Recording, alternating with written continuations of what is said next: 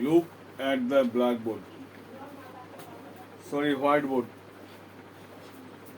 আজকে করাবো degree, most important topic, সমস্ত ক্লাসের ক্ষেত্রে গুরুত্বপূর্ণ। কীভাবে হচ্ছে খুব সহজ টিপসে দেখবো আমরা, ঠিক আছে? যারা বুঝতে পারি না তারা খুব ভালো বোঝার চেষ্টা করবো। কীরকম দেখো, no other object is as easy as this. কোনো সাবজেক্ট এত সহজ নয় যেরকম এইটা হয়। ভালো করে এদিকে টোকাটুকি পড়ে। No other object is as easy as this. Degree করতে গেলে মাথায় রাখতে হবে, যদি নো আদার থাকে, এই নো আদার থাকে, এই নো আদারটা উল্টে গিয়ে এদিকে কি হয়ে যায়, এটা অ্যাজ আছে মানে কি আছে, পজিটিভ আছে। আর কম্পারেটিভ করতে হলে কি করতে হবে, যদি কম্পারেটিভ করে কি করতে হবে, কম্পারেটিভে এই নো আদার থাকলে সেটা হয়ে যায় উল্টে গিয়ে মাথায় রাখতে, নো আদার মানে হলো দেন এনি আদার। কি হবে, দেন এনি আদার। এটা চলে যাবে এখানে, লিখে দিলাম দেন এনি আদার অবজেক্ট।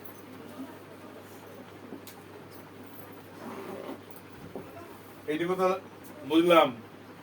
নো আদার থাকলে শেষে গিয়ে কি হয়, দেন এনি আদার অবজেক্ট। এবার এই দিসটা শেষেরটা কি করতে হবে, আগে আনতে হবে। দিস কত বললাম, কি বললাম, কি বললাম বল দেখি, আগে শেষেরটা, দ্বিতীয় অ্যাজ এর পরেরটা আগে আসবে। হলো ইজ, দিস ইজ হলো। এবার এবার যেটা করবো হলো, আমরা দেখবো ইজি আছে, ইজি। ইজির যদি কম্পারেটিভ ডিগ্রি করি তাহলে কি হবে, ইজিটাকে, ইজিটা কি হবে বলো, ইজিয়ার। কি হবে তাহলে, this is easier, E A S Y থাকলে আই হয়ে যায়, ই আর, ইজিয়ার। উত্তর হয়ে গেল। তাহলে this is easier than any other object. মনে রাখার একটা রাস্তা, যদি দেখা যায় নো আদার দিয়ে শুরু হয়েছে, ভালো করে বুঝে নাও, নো আদার দিয়ে শুরু হয়েছে মানে মাথায় রাখতে হবে, এই no other object, no other subject, no other man, no other village, no other metal, যাই থাক, এটা উল্টে গিয়ে শেষে হয়ে চলে যাবে। পরের বাক্যের কম্পারেটিভ কি হবে, শেষে বসবে। কোথায় বসবে, শেষে। কি হবে, এটা নো আদার বাদ দিয়ে হবে দেন এনি আদার অবজেক্ট হয়ে যাবে। এখানে যদি ম্যান থাকতো no than any other man হতো, যদি মেটাল থাকতো দেন এনি আদার মেটাল হতো। হয়ে গেল। এইবার কাজ হলো তোমার দেখে দেখে তুলে আনতে হবে। ওঠালে যাওঙ্গা, তাই না? এখানে ওঠালে যাওঙ্গা কাজ করবো আমরা। এই দিশটা আমরা এদিকে নিয়ে আসবো, বুঝতে পারলাম? এখানে দিশ থাক, রাম থাক, শ্যাম থাক, যাই থাক, সেটা কি করবো আমরা, আগে আনবো। তারপরেরটা আগে আনবো, অ্যাজ এর পরে যে থাকবে সে আসবে আগে, অ্যাজ এর পরে যে থাকবে সে আগে আসবে। দিস ছিল সে আগে, এখানে যে বাক্যে বিভাগ ছিল সেটাই লাগাবো কাজে, অন্য কিছু লাগাবো না। ইজ ছিল, ইজটা লিখে দিলাম। তার মানে ডিগ্রি যখন পজিটিভ থেকে করবো তখন এই সো কোনো কাজে লাগায় না, অ্যাজও কোনো কাজে লাগবে না। তখন ইজিতে তখন কি হয়ে গেল, ইজি ডিগ্রি চেঞ্জ করতে হবে। তখন ইজি তখন কি হবে, easier. Easy positive, easier comparative, easiest superlative. মনে থাকবে কি বললাম? তাহলে এইটুকু কাজ হলো আমার কি করতে হবে, এটা হয়ে যাবে তোর কম্পারেটিভ সেন্টেন্স, তোমাদের এটা হয়ে যাবে। কথা বললাম, কি বললাম, যদি এটা ভালো করে বোঝো, ছিল হলো ইজি, এই ইজিটা এখান থেকে বোঝায়, ই এ এস ওয়াই, এটা হলো positive. Easier, E A S I E R, এটা হলো comparative, C O M R A T I V E. আর easiest, E A S I E S T, এটা হলো superlative, S U P E R L A T I V E. তাহলে এটা তো করা ছিল, ইজি তো ছিল বাক্যের মধ্যে, তার মানে পজিটিভ ছিল। এবার আমার আসতে হবে কোথায়, ইজিয়ারে করে ফেললাম আমরা, এবার করতে হবে ইজিয়েস্ট। মনে থাকবে কি বললাম, ইজিয়েস্ট। এইবার সুপার এইটা আনতে গেলে কি করতে হবে? একই ফর্মুলা। এই যে লাস্টেরটা আগে আনলাম, দিস বদলাম, দিস যে বিভাগ ছিল সেটাই লিখলাম ইজ, দিস ইজ এটুকু আমার লিখবই। এইবার এই ডিগ্রিটা আমার বসাতে হবে এই জায়গাটায়, EASIEST, ইজিয়েস্ট হলো। মাথায় রাখতে হবে একটা বিষয়, সুপারলেটিভ ডিগ্রি করতে গেলে এর আগে একটা মাথায় রাখতে হবে, দি লাগাতে হবে। কি লাগাতে হবে? দি লাগাতে হবে। দি বললাম কেন, দা বলতে পারতাম তো। কোন শব্দ ভাওয়েল দিয়ে শুরু হলে তার আগে উচ্চারণ করতে হয় দি। মনে রাখবে কি বললাম? This is the easiest, this is the easiest. মনে থাকবে কি বললাম? এরপরে এর আগে হবে দি, পরে হবে কি অ্যামং, AMONG। কি হবে? আগে দি পরে অ্যামং। লিখে দাও এখানে অ্যামং, AMONG, অ্যামং। ভালো করে ফর্মুলা অনুযায়ী করতে গেলে বোঝা মুশকিল। আমরা যদি এখানে সহজ একদম টিপস ধরে কাজ করি, কেন হচ্ছে কিভাবে হচ্ছে দেখি প্রতিভাবে দেখে যাওয়া হবে।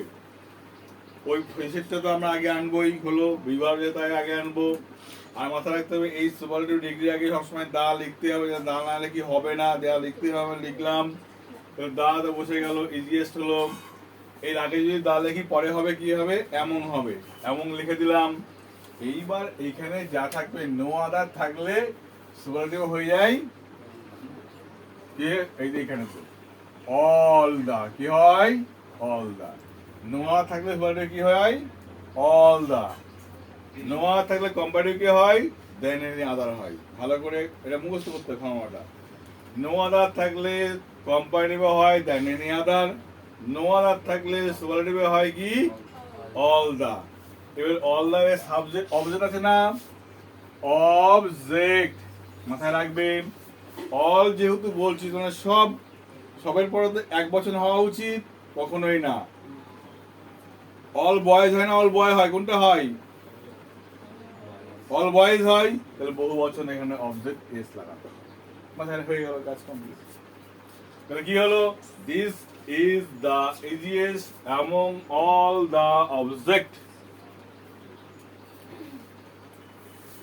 ভালো করে মাথায় রাখতে হবে। যদি এখানে একটা ফর্মুলা আমি বলছি, লিখে নে, সবাই লিখে নাও। কিভাবে রাখো? নো আদার ডট ডট থাকলে এটা করতে হবে দেন এনি আদার ডট ডট, হয়ে গেল। আবার নোয়া থাকলে কি করতে হবে? এই নোয়াদার বাদ দিয়ে এটা হচ্ছে, আবার নোয়াদার বাদ দিয়ে আরেকটা কি হচ্ছে? অল দা, ডট কি হবে? ডট ডট, তার সঙ্গে এই যোগ হবে। এই ফর্মুলা মনে রাখলেই সমস্ত ডিগ্রি হয়ে যাবে এখান থেকে যা আসবে। নোয়া থাকলো দেন এনি আদার দিয়ে করতে হলো। নোয়া থাকলে অল দা, একই রকম করবো। ঠিক আছে? কি বললাম? এবার এবার মনে রাখি, এটা আরেকটা সুবিধা আছে এই জায়গাটায়। যদি এইভাবে না করি, আমরা এইভাবে করি, যদি অ্যামং, AMONG, অ্যামং অল দা ডট ডট এস করি, তাহলে আরো ভালো মনে রাখার সুবিধা হলো। ঠিক না? নো আদার আছে, কম্পারেটিভ নো আদার বাক্য আছে, বাক্য শুরু হয়েছে, যে আমরা কম্পারেটিভ করবো তার মানে কি হবে? এটাকে কি করতে হবে? দেন এনি আদার, যা তাকে বসিয়ে দেবো। নো আদার আছে, সেই বাক্যকে সুপারলেটিভ করতে কি করতে হবে? অ্যামং অল দা, তার সঙ্গে এই যোগ করে দেবো। এটা ফর্মুলা। ঠিক আছে? কি বললাম? তাহলে এটা হয়তো বোঝা গেছে। এটা করতে পারলে আমাদের কনসেপ্টটা ক্লিয়ার হয়ে যাবে। এটা করতে পারলে তাহলে এটা আমরা করে ফেলি। কি আছে দেখো, গুড ছিল, গুড এখানে ছিল কি? গুড ছিল, গুড হবে। তাহলে কি হবে এখানে? গুড এর কম্পারেটিভ কি হয়? বেটার। আর সুপারলেটিভ কি হয়? বেস্ট। কি হয়? বেস্ট। Good, better, best. তার মানে আছে নো আদার বয়, নো আদার বয়। তাহলে কি হবে এখানে? ওইদিকে লাস্টে কি হবে কম্পারেটিভে? দেন এনি আদার বয়। এটা হয়েছে সুপারলেটিভ। হ্যাঁ,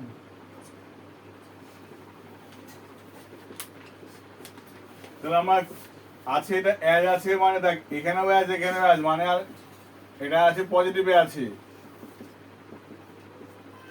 এবার আমার কোথায় কম্পারেটিভ কি করবো দেখো, আছে তোমার নো আদার বয়, তোমার আজকে আমার লিখতে হবে দেন এনি আদার বয়। এটা করতে হবে কি করে, কম্পারেটিভ দেন এনি আদার বয়। এইটুকু কাজ তো আমরা করে ফেলেছি, হয়ে গেল। শেষে কে ছিল, নিয়ে আসো আগে হি। এর বাকি বিভাগ কি ছিল, ইজ, লিখে দাও হি ইজ, হলো হি ইজ। এইবার গুডের কম্পারেটিভ কি হয়, বেটার, তাহলে he is better, B double T E R, better. তাহলে থাকলো পরে কি, ইন দ্য ক্লাস পড়ে থাকলো। এই ইন দ্য ক্লাসে আমরা আগেও লিখতে পারি, এখানেও লিখতে পারি, শেষেও লিখতে পারি। বললাম তাহলে he is better in the class than any other boy হতে পারে। তাহলে he is better than any other boy in the class. এইটা যা আছে শেষে মাথায় রেখে দিবি, এটা মাথায় ভালো করে রাখবি। এই যে এইখান থেকে শুরু করে ইজ পর্যন্ত, এই যে ইজ পর্যন্ত যা আছে ভালো করে বুঝবি, ডিগ্রি করতে গিয়ে তোর সুবিধা হবে করতে।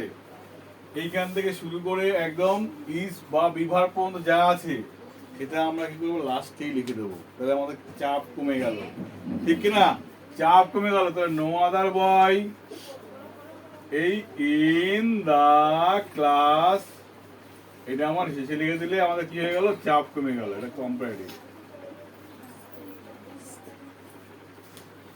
তো কি দাঁড়ালো, he is better than any other boy in the class. আমরা বোঝার জন্য ফাঁকা টাকা রেখে ফেলেছিলাম, এরকম ফাঁকা টাকা দিয়ে রেখে না কিন্তু তোমরা সেইভাবে লিখবে। হ্যাঁ, তাহলে he is better than any other boy in the class. Than any other boy superlative করতে লিখতে হবে অ্যামং অল দা বয়েজ, তাই না। তাহলে অ্যামং লিখে নিই, সুপারলেটিভ কি হবে, অ্যামং, এটুকু লাগবে among all the boys in the class। এটা গেল কি, সুপারলেটিভ। তাহলে among all the boys, এই নো আদার বাদ দিয়ে এটুকু পড়েছি আমরা। এবার শেষে কি ছিল, হি ছিল, আর নিয়ে আসো হি। এখানে ইজ ছিল, লিখে দাও ইজ। আর বেটারের এখানে সুপারলেটিভ দা বলবে, লিখে দাও দা। এখানে হবে বেস্ট, লিখে দাও। এটা হয়ে গেল, সুপারলেটিভ হয়ে গেল, he is the best among all the boys in the class, হয়ে গেল সুপারলেটিভ। তার মানে আমাদের টেকনিকটা কিন্তু কি, একদম গোড়া থেকে ভাবতে হবে কি করব আমরা, কি বাদ দিয়ে কি হতে পারে। এই কনসেপ্টটা ছিল এইরকম। পরের কনসেপ্টটা কিন্তু দেখা যাচ্ছে এখানে, দেখো নো আদার নেই, আছে কি নেই। তার মানে এই ফর্মুলা এইভাবে অ্যাপ্লাই এখানে হবে না। এটা ভালো করে টোকা হয়ে গেলে বলো, তারপরে আমি পরেরটা বোঝাই।